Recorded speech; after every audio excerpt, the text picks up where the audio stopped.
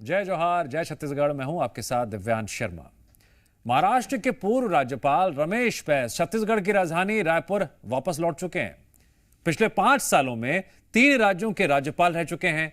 रमेश बैस 2019 के बाद अपने गृह राज्य वापस लौट आए हैं और इस दौरान सक्रिय राजनीति में वापसी को लेकर उनका बयान इस वक्त छत्तीसगढ़ की राजनीति में चर्चा बटोर रहा है। जोहार में बात रमेश बैस की सक्रिय राजनीति को लेकर, पर उससे पहले देखिए एक रिपोर्ट।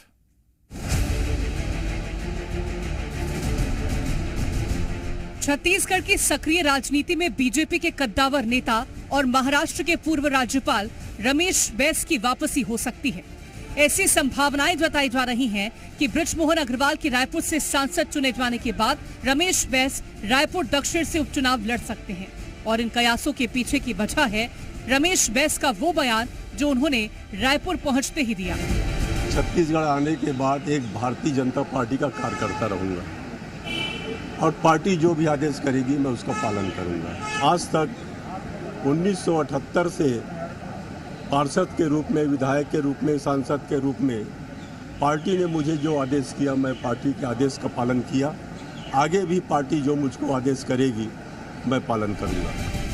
अब जहां रमेश बैस के इस बयान से छत्तीसगढ़ की सक्रिय राजनीति में उनकी वापसी के कयास लगाए जा रहे हैं, तो बैस की वापसी को लेकर कांग्रेस बीजेपी के तीखी बयानबाजी भी देखने को मिल रही है। रमेश बैस जी आ जाए या और कोई वरिष्ठ नेता आ जाए, दक्षिण में कांग्रेस का प्रत्याशी ही चुनाव जीतेगा।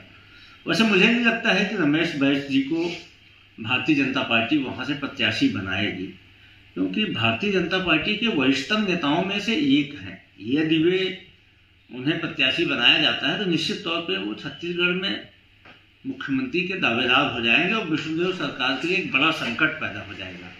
माननीय रमेश बैस जी छत्तीसगढ़ में पार्षद से लेकर सांसद तक का सफर किए और छत्तीसगढ़ में उन्होंने भारतीय जनता पार्टी को बहुत मजबूत किया। कई दशकों तक भारतीय जनता पार्टी के लिए अथक मेहनत और प्रयास करके भारतीय जनता पार्टी को एक नए मुकाम पर पहुंचाया। अब तो उन्हें राज्यपाल जैसे महत्वपूर्ण दायित्वों का भी अनुभव है, तो मुझे ऐसा लगता है कि छत्तीसगढ़ में भारतीय जनता पार्टी और मजबूती के साथ आगे बढ़ेगी। रायपुर लोकसभा सीट से 7 बार सांसद रह चुके रमेश बैस 2019 के बाद अब सक्रिय राजनीति में वापसी कर सकते हैं, जिसको लेकर सियासी बयानबाजी तेज हो गई। लेकिन रमेश बैस की वापसी से रायपुर दक्षिण का उपचुनाव अब और ज्यादा दिलचस्प होता दिखाई दे रहा है। ब्यूरो रिपोर्ट, जी मीडिया। बड़ा ही दिलचस्प सवाल है। रमेश बैस क्या सक्रिय राजनीति में वापसी करेंगे? जो उन्होंने बयान दिया है उसमें संकेत भी है, इशारा भी है, उसी पर हम विश्लेषण करने जा रहे हैं। हमारे साथ चर्चा में जुड़ रहे हैं कांग्रेस प्रवक्ता अजय गंगवानी जी और बीजेपी नेता सुनील चौधरी जी। आप दोनों का मैं अभिनंदन करता हूं, स्वागत करता हूं। सुनील चौधरी जी, रमेश बैस जी पर सबकी नजर है। अगला राजनीतिक कदम क्या होगा, इसको लेकर उन्होंने जो कहा, एक कुशल राजनेता के तौर पर, एक अनुभवी राजनेता के तौर पर, उससे कुछ इशारा मिल रहा है। क्या आप तस्वीर साफ करेंगे, बता पाएंगे? रायपुर दक्षिण उपचुनाव को लेकर भी एक उहापोह की स्थिति है। कौन उम्मीदवार होगा? चर्चाओं का बाजार गर्म है। जी राम राम, जय जोहार, जय छत्तीसगढ़। देखिए, माननीय रमेश बैस जी भारतीय जनता पार्टी के छत्तीसगढ़ के ही नहीं, मैं तो ये कहूँगा देश के कद्दावर नेता हैं। और हम लोगों का जन्म जब नहीं हुआ उस समय से वो उनका राजनीतिक जीवन प्रारंभ है और वो पार्षद से लेकर के विधायक, सांसद, केंद्रीय मंत्री और 3 प्रदेशों के राज्यपाल के रूप में अपनी भूमिका निभाए हैं। लेकिन वो हमेशा से भारतीय जनता पार्टी के कार्यकर्ता के रूप में अपनी पहचान बना करके रखे हैं, क्योंकि वो रहते भी मेरे घर के पास में ही हैं, तो मैं उनसे थोड़ा आत्मीय लगाव भी उनसे मेरा है। और मैं व्यक्तिगत रूप से जानता हूं कि श्री रमेश तो आज हमने बड़े अच्छे मेहमान को बुलाया, सही मेहमान को बुलाया है। निर्णय को जो रमेश बैस के पड़ोसी हैं वो अंदर की बात और अच्छे से बता सकते हैं। जी, मैं वही बता रहा हूं कि उन्होंने हमेशा हमको भी वही सिखाया कि संगठन सर्वोपरि है। जो संगठन के निर्णय होते हैं उस आधार पर आपको हमेशा चलना पड़ेगा। देखिए, लोग कहते थे कि रमेश बैस जी को बाहर निकाल दिया गया, लोग कहते थे कि उनको लूप लाइन में डाल दिया गया। अरे ये वही रमेश बैस जी हैं जिन्होंने संगठन को सर्वोपरि मान करके हर निर्णय को स्वीकार किया। जब पार्षद लड़ने को कहा तो पार्षद लड़े, जब विधायक लड़ने को कहा तो विधायक लड़े, जब सांसद लड़ने को कहा तो सांसद लड़े, और जब टिकट काट दी गई तो एक शब्द उन्होंने नहीं कहा, और राज्यपाल के रूप में अपना बेहतरीन कार्यकाल वो निभा करके वापस छत्तीसगढ़ की धरा में आए हैं। लेकिन एक इतिहास और है, रमेश बैस जी जो हैं वो यहां पर बड़े बड़े कांग्रेस के दिग्गजों को पटखनी दे चुके हैं लोकसभा के चुनाव में, चाहे वो केयूर स्वर्गीय केयूर भूषण जी हो, चाहे श्यामाचरण शुक्ल जी हो, विद्याचरण शुक्ल जी हो, चाहे वो भूपेश बघेल हो, मुख्यमंत्री रहे इनके, उनको भी उन्होंने हराया था। इनको इसलिए डर लग रहा है, इतिहास रहा है, अनुभव के धनी है, और इस अनुभव के तहत बीजेपी क्या उन्हें जिम्मेदारी देती है, भविष्य में सवाल का जवाब सामने आएगा। लेकिन अजय गंगवानी जी, बैस जी की छत्तीसगढ़ में एंट्री को लेकर कांग्रेस चिंतित है, निश्चिंत है, क्या आभास आपको हो रहा है? देखिए, सबसे महत्वपूर्ण बात, तो चिंता जैसी तो विषय की कोई बात ही नहीं है। महत्वपूर्ण प्रश्न यह है कि आपने सुनील जी से पूछा, भैया आपके पड़ोसी हैं, कुछ अंदर की बात बता दीजिए, क्या सही में सक्रिय राजनीति में आ रहे हैं? पहली बात। क्या दक्षिण में चुनाव लड़ रहे हैं? दूसरी बात। क्या उसको मुख्यमंत्री का दावेदार मानते हैं? तीसरी बात। तीनों बातों के जवाब दियांशु जी इनके द्वारा नहीं दिए गए। महत्वपूर्ण बात यह कि एक तरफ भारतीय जनता पार्टी कहती है कि भैया किसी के 75 साल पूरे हो चुके हैं, वो सक्रिय राजनीति से संन्यास लेगा और मार्गदर्शन मंडल में शामिल होगा।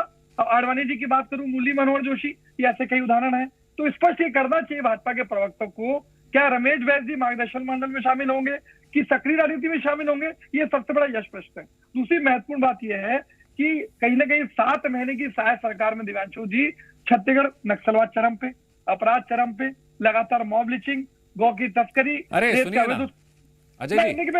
जी, मैं उसी मुद्दे जी, मैं एक जिस चीज को जोड़ने का प्रयास कर रहा हूं, मैं कह रहा हूं, एक बात बोलना था मैं, कभी और जोड़ लेंगे। सियासत की लड़ाई तो आप लोग लड़ते रहते हैं, आज जरा रमेश जी की चर्चा कर रहे हैं। एक मैं बात कंप्लीट करने देंगे, तो वही कहना चाह रहा था। देखिए, 7 महीने में शायद सरकार पूरी तरह असहाय हो चुकी है, अलोकप्रिय हो चुकी है। यहाँ भाजपा के प्रवक्ता बता दें, क्या रमेश बैस को दक्षिण से उतार के आगे चल के मुख्यमंत्री बनाने की प्लानिंग है? क्या शायद सरकार की उल्टी गिनती चालू हो चुकी है? क्या ये सबसे बड़ा यश प्रश्न है। मैं यही जानना चाह रहा हूँ, मुझसे बेहतर प्रश्न का जवाब जो है ये सुनील चौधरी जी देंगे। ये भारतीय जनता पार्टी का आंतरिक मामला है। मैं इस बात को मानता हूँ कि आज रमेश बैस से वरिष्ठ नेता इनके पास आज छत्तीसगढ़ में नहीं है। उनकी वापसी का प्रयास क्या इसलिए किया जा रहा है कि शायद जी के उनकी जगह पे आगे चल के रमेश बैस जी को मुख्यमंत्री के रूप प्रोजेक्ट किया जाएगा? नहीं तो कहीं ना कहीं बहुत महत्वपूर्ण बात है देवांशु जी, 7 बार के सांसद, केंद्रीय मंत्री, 3 राज्यों के राज्यपाल, क्या वो उनके लिए उनके कद के हिसाब से दक्षिण विधानसभा का चुनाव लड़ना क्या उचित है? ये सबसे बड़ा यश प्रश्न है दिवांशु जी। सुनील चौधरी जी, यहां पर अजय गंगवानी जी रमेश बैस की जो कह लीजिए जमीनी स्थिति से लेकर उन्होंने जो उड़ान भरी, किस कद तक उन्होंने पदों पर रहे हैं, उस लिहाज से क्या उन्हें चुनाव में लड़ाया जा सकता है? देखिए, कोई भी विषय है माननीय बैस जी के विषय में, बैस जी को तो सबसे पहले वो इतने कद्दावर नेता हैं कि उनको स्वयं को निर्णय करना है। दूसरा कि काल्पनिक जो बातें होती है, काल्पनिक जो कांग्रेसियों के मन में जो घूम रही होगी बात, तो वो उसका कोई जवाब कैसे होगा? अब मैं बोलूँगी क्या आप अगली बार भूपेश बघेल जी के नेतृत्व में छत्तीसगढ़ में चुनाव लड़ेंगे? क्या मुख्यमंत्री के वही प्रत्याशी वो दावेदार होंगे? कि क्या उनका चेहरा सामने रख के लड़ेंगे? जो पिछले बार आप मुख्यमंत्री होने के बावजूद नहीं कर पाए, उनको हटा दिए, भूपेश से तो भरोसा को हटा करके कांग्रेस से तो भरोसा कर देते। देखिए, ऐसे प्रश्नों का उत्तर नहीं है। स्पष्ट रूप से यह समझे कि छत्तीसगढ़ की जनता को लाभ होगा, भारतीय जनता पार्टी को लाभ होगा। माननीय आडवाणी जी भले सक्रिय राजनीति में नहीं है, लेकिन भाजपा के कार्यकर्ता के तौर पे, भाजपा के सदस्य के तौर पे आजीवन रहने वाले हैं, तो वो तो भाजपा के हैं ना। तो ठीक है, राजनीति सक्रिय हो चाहे जैसा भी हो, लेकिन काम जो है वो पार्टी की विचारधारा के लिए हमेशा व्यक्ति जहां होता है वहां करता है। लेकिन कांग्रेसियों को डर सता रहा है कि एक बड़े कद्दावर लीडर की वापस छत्तीसगढ़ वापसी हुई है, राज्यपाल का दायित्व निभा करके, सफलतापूर्वक निभा करके वो आए हैं, और अब कांग्रेस को लग रहा है कि भारतीय जनता पार्टी और मजबूत होने वाली है। इनके पास तो कोई बचा नहीं है, इनके लोगों की तो क्या स्थिति सबको पता चल गया, इसलिए बैस जी से घबराते हैं। और बैस जी वही है ना, भूपेश बघेल जी को पटखनी दे दिए थे, बड़े बड़े लीडरों को इनके जो पटखनी अजय गंगवानी के रूप में थे, तो इनको बहुत घबराहट होती थी उनसे। बैस अजय जी से गंगवानी जी, घबराहट कांग्रेसियों को बीजेपी इतनी ये होती आरोप है लगा रही कि है। उनका नाम सुनते साथ इनके हाथ पैर कांपते हैं। अच्छा ठीक है। अच्छा, मैं जरा एक और मेहमान हमारे साथ जुड़ गए हैं, उनसे आपको मिलवा भी देते हैं और उनसे भी सवाल कर लेते हैं। वरिष्ठ पत्रकार डॉक्टर अनिल द्विवेदी जी। अनिल द्विवेदी जी, आपका भी बहुत स्वागत है। जी अनिल जी, हम विश्लेषण कर रहे हैं, दीपक माफ कीजिएगा, हम जिस तरह से विश्लेषण कर रहे हैं रमेश बैस जी को लेकर, क्या उनकी भूमिका हो सकती है छत्तीसगढ़ में? उपचुनावी मैदान में उतरेंगे या फिर भूमिका किसी और रूप में सामने आ सकती है? कई तरह की अटकलें हैं, लेकिन इतना तो तय है कि रमेश बैस ने छत्तीसगढ़ में सरजमीन पर पैर रखते ही जो बयान दिया, उसमें कुछ इशारा छिपा हुआ नजर आ रहा है कि फिलहाल वो शांत तो बैठने वाले नहीं है, किसी नई भूमिका में सामने आने वाले हैं।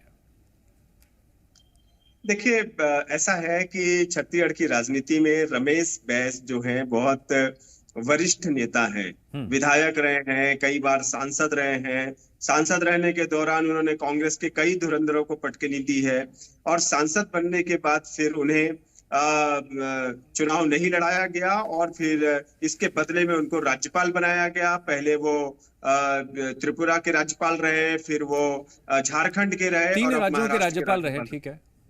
देखिए, मुझे याद है कि जब 2003 में मुख्यमंत्री डॉक्टर रमन सिंह को बनाया गया तो उसके पहले नाम चल रहा था रमेश बैस का, था वो केंद्रीय राज्य मंत्री हुआ करते थे और पार्टी ने उनको बोला कि आप जाइए और प्रदेश अध्यक्ष के तौर पर वहां पर लड़िए कांग्रेस से, पर उस समय रमेश बैस जी ने मना कर दिया था और उसके बाद 15 साल मुख्यमंत्री पद का सुख डॉक्टर रमन सिंह ने भोगा क्योंकि रमेश बैस जी ने उससे इनकार कर दिया था। अब ये फिर से एक मौका आया है और राज्यपाल पद से निवृत्त हो गए हैं और इसलिए ये मौका उन्हें लगता है कि मुख्यमंत्री बनने का सपना पूरा हो सकता है। लेकिन इसके लिए जरूरी है कि विधायक पद का चुनाव लड़ा जाए। ये जरूरी नहीं है 6 महीने तक वे चाहे तो बगैर विधायक पद भी मुख्यमंत्री रहा जा सकता है, लेकिन सब कुछ भाजपा आला कमान के ऊपर निर्भर करेगा। जैसा कि रमेश बैस ने कहा है कि वे पार्टी जो कहेगी उसका आदेश मानेंगे। वो रमेश बैस जी पार्टी के प्रति हमेशा वफादार रहे, वे पार्षद भी बने तो पार्टी के कहने पे ही बने थे और आज तक वो बीजेपी की सेवा कर रहे हैं। लेकिन रमेश बैस के लिए दूसरे नजरिए से भी समझने की जरूरत है। वो जिस वोट बैंक का प्रतिनिधित्व करते हैं वो इस राज्य में 33% से ज्यादा है। इसके अलावा वो वरिष्ठ विधायक है, रहे हैं, सांसद रहे हैं, उनका अपना केंद्रीय राज्य मंत्री का अनुभव है और जिस तरीके से बीजेपी में एक अच्छे नेतृत्व को देखा जा रहा है उन चेहरों के तौर पर रमेश बैस जी भी हैं। लेकिन देखना होगा कि उनकी उम्र कितनी आड़े आती है। बीजेपी ने एक प्रॉमिस किया था, एक व्यक्ति एक पद की बात कही थी। क्या इतने राज्यपाल रहने के बाद भी जो गरिमामय पद होता है उसके बाद वो सक्रिय राजनीति में क्या पार्टी उनको लाना चाहेगी? और यदि लाती है तो रायपुर दक्षिण की जो सीट है जो बीजेपी के लिए हमेशा अजय गंगवानी जी जैसी रही है, क्या रमेश बैस जी के कंधों पर अगर कोई जिम्मेदारी डाली जाती है, उन्हें उपचुनाव के मैदान में उतारा जाता है तो बहुत कुछ हो सकता है आगे। फिर देखिए, 2 चीजें स्पष्ट है देवांशु जी। सबसे महत्वपूर्ण है कि ये भारतीय जनता पार्टी का आंतरिक निर्णय है कि रमेश बैस जी को मार्गदर्शन मंडल में डाला जाए या सक्रिय राजनीति में उतारा जाए, ये इसके लिए पूरी तरह स्वतंत्र है। लेकिन वरिष्ठ पत्रकार अनिल द्विवेदी जी ने एक इशारा किया कि वो मुख्यमंत्री पद के दावेदार हो सकते हैं, जो मैंने पहले राउंड में भी कहा। लेकिन भाजपा के प्रवक्ता मित्र इस बात को स्वीकार करने में चैनल पे डर रहे हैं, कहीं लगता है अनुशासनात्मक कार्रवाई से घबरा रहे हो। दूसरी महत्वपूर्ण बात यह है कि दक्षिण की सीट की बात हो रही है दिव्यांशु जी, एक अनार लगातार कई दावेदार आज उभर के सामने आ चुके हैं। मैं नाम लेना उचित नहीं मानता, इनके वरिष्ठ प्रवक्ता, इनके पूर्व विधायक, भाजपा के पदाधिकारी। आज रमेश बैस का अचानक नाम आ रहा है तो मुझे तो ऐसा लगता है कि एक को टिकट दी जाएगी और बाकी सारे उम्मीदवार जिनको उम्मीद है कि टिकट मिलेगी वो गड्ढा खोदने में नहीं चूकेंगे। आज गुटबाजी अंतरकलह चरम पे है। जिस प्रकार से अजय चंद्राकर, राजेश मूणत, अमर अग्रवाल, रेणुका सिंह, धर्मलाल कौशिक, पुन्नूलाल मोहिले, लता हुसैन, ये लंबी लिस्ट है जो कहीं ना कहीं मंत्री पद के दावेदार थे दिव्यांशु जी। इन सारे लोगों को साइडलाइन करके 8 नए लोगों को मंत्री पद का जिम्मेदारी दी गई। और एक ताजा उदाहरण देख लीजिए, आज रमेश बैस जी 7 बार के सांसद थे, अचानक 2019 में क्यों सक्रिय राजनीति से एकदम से साइडलाइन कर दिया गया? ये सबसे बड़ा महत्वपूर्ण यश प्रश्न है। और दूसरा उदाहरण देख लीजिए ताजा दिव्यांशु जी, बिजमल अग्रवाल जी जो लगातार 6 बार के मंत्री जैसे पदों की जिम्मेदारी रहे, आज उनको यहाँ पे विधायक से हटा के आज कहीं ना कहीं देखिए केंद्रीय नेतृत्व में कोई जिम्मेदारी नहीं, तो ये दिख रहा है। और देखिए दोनों अगर जो टेंडर पे डालते हैं और ट्विटर पे जो फोटो शेयर किया जाता है, अजय गंगवानी जी जितना सुनील चौधरी जी को दिखाई दे रहा होगा उतना किसी और को नहीं दिखाई दे रहा होगा, क्योंकि वो तो रमेश बैस जी के पड़ोसी हैं, तो उनसे जरा सवाल कर लेते हैं। बता कहाँ रहे को देवांशु जी? अरे बताना इतना आसान होता क्या? अच्छा अजय गंगवानी जी, अपने दिल पर हाथ रख के बात कीजिए, क्या किसी प्रवक्ता के लिए ये सब बातें बाहर लाना आसान है क्या? कोई भी पार्टी का हो। एकदम सच कह रहा मैं। हाँ ये सच्चाई देखिए माननी पड़ेगी, सच्चाई अभी तो विश्लेषण कर रहे हैं, बस अभी हम विश्लेषण कर रहे हैं। किसी भी प्रवक्ता के लिए संभव नहीं है ये कि अंदर की बात बाहर ले आए वो। सुनील चौधरी जी कुछ तो ऐसी बातें बताइए जो एक बतौर अच्छे पड़ोसी होने के नाते आपने चर्चा में की हो, कुछ घर की बात, कुछ अंदर की बात, कुछ बाहर की बात। देखिए मैंने पहले ही प्रारंभ में बता दिया कि माननीय रमेश बैस जी जो हैं वो संगठन है, वो पार्टी के संगठन के जो निर्णय होते हैं उसको हमेशा शिरोधार्य करने वाले हैं। वो हम ये तो मैं भी कह रहा हूं, इतने बड़े मार्गदर्शक हैं कि पार्षद से लेकर मैं भी कह रहा हूं कि जो पार्टी का आदेश होगा वो उसका पालन करेंगे, इसमें तो कोई बहस ही नहीं है। जो पार्टी का आदेश होगा उसका पालन करेंगे। उन्होंने वही कहा आगे की बात कर रहा हूं, आपकी क्या बातचीत हुई बताइए ना। कहा भी वही है, कुछ और बात बताइए, आप शेयर कीजिए जीएमपीसीजी पर। ऐसा कोई जो सार्वजनिक रूप से उन्होंने कहा है वही महत्वपूर्ण विषय है कि जो पार्टी का निर्णय होगा उसको मैं मानूंगा। और दूसरा, भारतीय जनता पार्टी के कार्यकर्ता के रूप में वो उपलब्ध हैं छत्तीसगढ़ में। अब भारतीय जनता पार्टी के कार्यकर्ता के रूप में तो प्रत्येक जो हमारा पार्टी का कार्यकर्ता उपलब्ध रहता है और संगठन तय करता है कि उसकी भूमिका क्या होनी चाहिए। लेकिन बार बार कह रहे हैं कि मुख्यमंत्री। मेरा आग्रह निवेदन है कि मुख्यमंत्री या दक्षिण विधानसभा के चुनाव को इस प्रकार से न जोड़ा जाए, क्योंकि यह विषय पार्टी और संगठन का मामला है। लेकिन ये लगातार कह रहे हैं कि उनको मुख्यमंत्री बनाया जाएगा, इनको ये विषय है ही नहीं कि जो हमारी सरकार है, स्थिर सरकार है। हमारे माननीय मुख्यमंत्री जो है लगातार काम कर रहे हैं और माननीय बैस जी हमारे वरिष्ठ नेता हैं और वो तो केंद्रीय मंत्री तक भी रहे हुए हैं। तो दोनों के अनुभव का सारी भूमिका में रह चुके हैं, मिलेगा। बैस जी के अनुभव का लाभ भी मिलने वाला है, मुख्यमंत्री पॉलिटिकल बायोडाटा मेरे ख्याल से छत्तीसगढ़ में सबसे मजबूत है इस वक्त, इसमें तो कोई दोहराई नहीं है। नहीं, स्वाभाविक रूप से मजबूत है। मैं भी इस बात को कह रहा हूं कि वो बहुत मजबूत नेता हैं, जनाधार वाले नेता हैं और इतने बड़े कद्दावर नेता हैं कि बड़े बड़े कांग्रेसियों को धूल चटा दिए थे। और माननीय रमेश बैस जी जो है वो कहीं ना कहीं हम सबके लिए प्रेरणा स्रोत है। हम तो देख करके कई बार कहता था कि भैया आपका थोड़ा सा भी हमको मिल जाए तो हमारा जीवन तर जाए। आपने क्या आशीर्वाद लिया? मैंने तो यही आशीर्वाद लिया कि आप जिस रास्ते पे चले हैं संगठन निष्ठ होकर के, बस वही आशीर्वाद दीजिए कि हम भी हमेशा संगठन का निर्णय माने, संगठन निष्ठ रह करके काम करें। ठीक है, तो आपने आग्रह नहीं किया कि यही तो उनकी मजबूती है। आपने कोई आग्रह किया उनसे सियासी बातों को लेकर? कोई देखिए, सूर्य को मैं दीपक जैसा छोटा सा आग्रह, बड़ों से आग्रह तो कर सकते हैं, उनके तो पद चिन्हों पर चलने का प्रयास करना चाहिए। बड़ों से कोई आग्रह तो कर ही सकते हैं ना, निवेदन तो कर ही सकते हैं कुछ। है आत्मीय संबंध है, इतना तो अधिकार बनता है ना। वो जो मेरे लिए तो प्रेरणा पुरुष है माननीय रमेश बैस जी छत्तीसगढ़ के अंदर में। अरे उन्होंने जो करके दिखाया भारतीय जनता पार्टी को, आप देखेंगे कि कहां से कहां पहुंचाया। जब भाजपा के पास कार्यकर्ताओं की भी कमी थी, लेकिन रमेश बैस जी डटे रहते थे, लड़ते थे चुनाव, जीतते थे चुनाव। ये उनकी लोकप्रियता है, जनप्रियता है। रमेश बैस जी से आपने क्या आग्रह किया बताने को राजी नहीं? कोई बात नहीं, ये ठीक है, बताने को राजी नहीं है कि आपने क्या आग्रह किया।